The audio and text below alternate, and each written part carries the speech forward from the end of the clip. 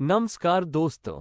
प्राचीन समय में एक बहुत ही बहादुर और शक्तिशाली राजा रहा करता था, जिसका नाम राजा सत्यव्रत था। राजा सत्यव्रत भगवान में पूर्ण श्रद्धा रखते थे और भगवान पर अटूट विश्वास रखते थे। राजा सत्यव्रत के राज्य में सभी लोग खुशी खुशी अपना जीवन व्यतीत कर रहे थे और वह राजा के तौर तरीकों से बहुत प्रसन्न थे। उनके राज्य में सभी लोग मिलजुल कर रहा करते थे। राजा सत्यव्रत का कोई भी दुश्मन नहीं था। राजा सत्यव्रत के पास सब कुछ था। वह अपना जीवन बहुत खुशी खुशी व्यतीत करते थे। राजा सत्यव्रत बहुत ही दयालु और उदार किस्म के व्यक्ति थे।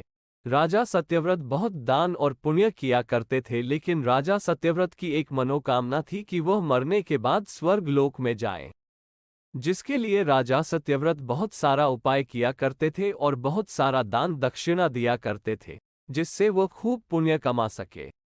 राजा सत्यव्रत को स्वर्ग लोक बहुत पसंद था। स्वर्ग लोक की सुंदरता से बहुत मोहित हो चुके थे। बहुत उपाय और प्रयास के बाद भी राजा सत्यव्रत को पृथ्वी से सीधा स्वर्ग लोक जाने का रास्ता नहीं मिल रहा था, जिसके कारण वो बहुत चिंतित रहने लगे थे। एक समय की बात है कि जब ऋषि विश्वामित्र जी तपस्या करने के लिए अपने घर को छोड़कर बहुत दूर जंगल में चले गए थे और ऋषि विश्वामित्र जी जंगल में जाकर अपनी तपस्या करने लगे थे। तभी ऋषि विश्वामित्र जी के गांव में अचानक से सूखा पड़ गया, जिसके कारण गांव के सभी लोग इधर उधर भटकने लगे। विश्वामित्र जी के परिवार के लोग भी इधर उधर भटकने लगे थे।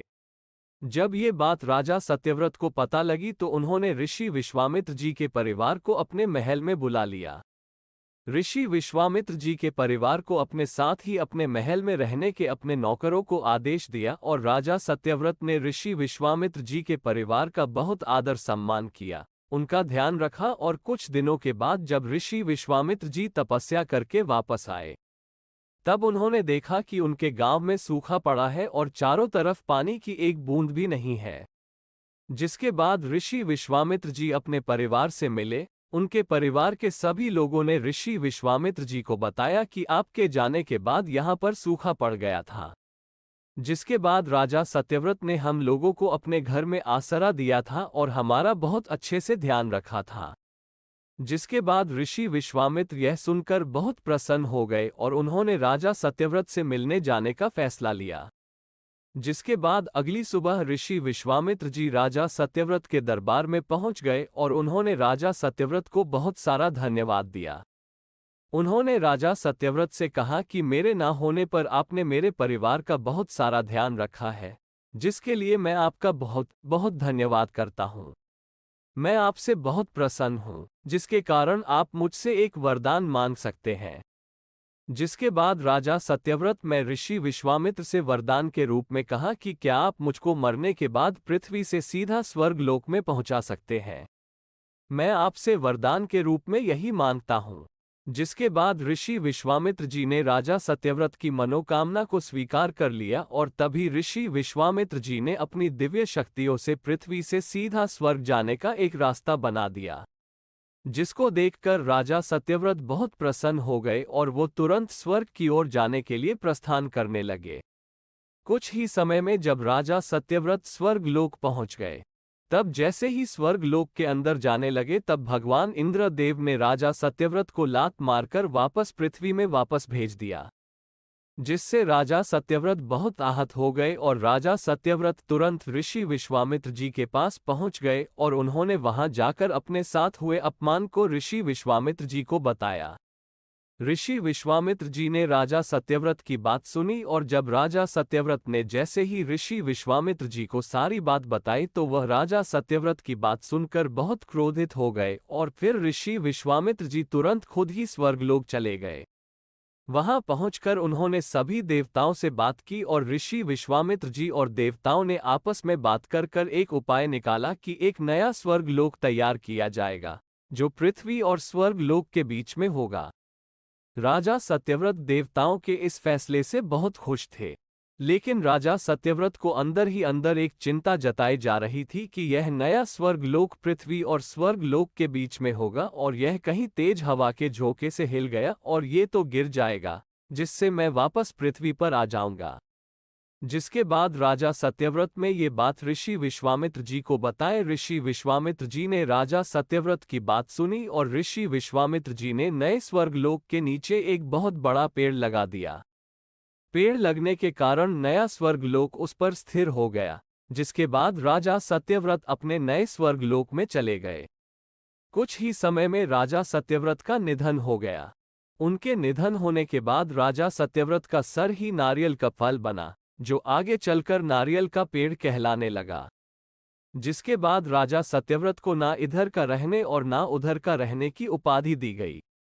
ऐसा उनको इसलिए दिया गया था क्योंकि राजा सत्यव्रत दो ग्रहों के बीच में रहते थे। नारियल के फल को भगवान विष्णु और माता लक्ष्मी जी का बहुत प्रिय फल कहा जाता है। नारियल का फल किसी भी शुभ काम करने से पहले फोड़ा जाता है। ऐसा कहा जाता है कि नारियल के पेड़ पर त्रिदेव का वास होता है। नारियल के पेड़ पर ब्रह्मा विष्णु महेश त्रिदेव निवास करते हैं, जिसके कारण नारियल के पेड़ को और नारियल के फल को बहुत शुभ माना जाता है। नारियल का फल भगवान शंकर जी का बहुत प्रिय फल है। नारियल के फल को भगवान पर चढ़ाने से घर में धन की प्राप्ति होती है। नारियल के फल को मनुष्य के समान ही माना गया है क्योंकि नारियल के फल में जो नारियल की जटा होती है को मनुष्य के बालों की तुलना दी गई है और नारियल के बाहर के हिस्से को मनुष्य की खोपड़ी की तुलना दी गई है। क्योंकि नारियल के बाहर का हिस्सा बहुत मजबूत होता है और नारियल के अंदर के पानी को मनुष्य के खून की तुलना दी गई है और जब नारियल की जटाओं को हटाया जाता है तो उसमें 3 छेद दिखाई देते हैं, जो 2 आंख और एक मुंह की तरह दिखाई देती है। बहुत समय पहले जब भगवान को प्रसन्न करने के लिए हिंदू धर्म के लोग जानवरों की बलि दिया करते थे। जानवरों की बलि देकर भगवान को खुश किया करते थे।